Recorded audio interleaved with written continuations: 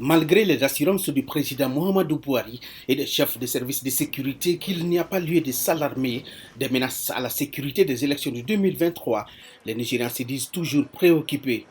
What we have seen Il y a juste 2 mois depuis le début de cette période électorale et nous assistons déjà à des destructions incessantes des bureaux de la CENI, à des attaques contre les opposants politiques et leurs supporters, en plus des attaques visant des rassemblements de campagne, mais aussi la destruction des affiches de campagne et l'intimidation.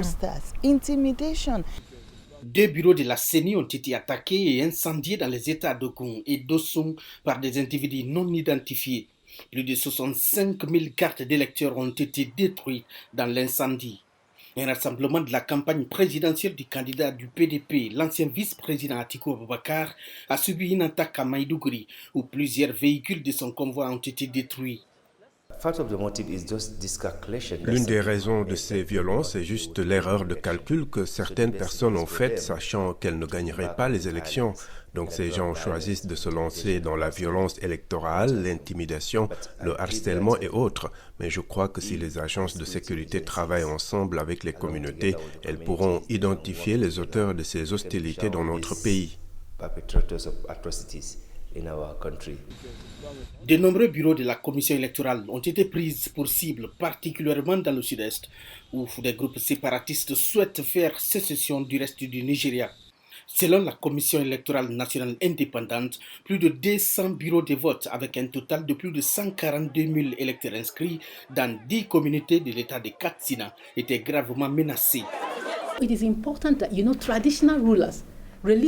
est important que les leaders traditionnels, les leaders religieux, les organisations de la société civile, les groupes de femmes et de jeunes trouvent un moyen pour travailler avec la CENI afin de créer une commission composée des acteurs de sécurité et des acteurs non sécuritaires en vue du partage et de la collecte d'informations. Le mois dernier, l'ambassade des États-Unis a évacué tout le personnel non essentiel d'Abuja, invoquant un risque élevé d'attaques terroristes dans la capitale.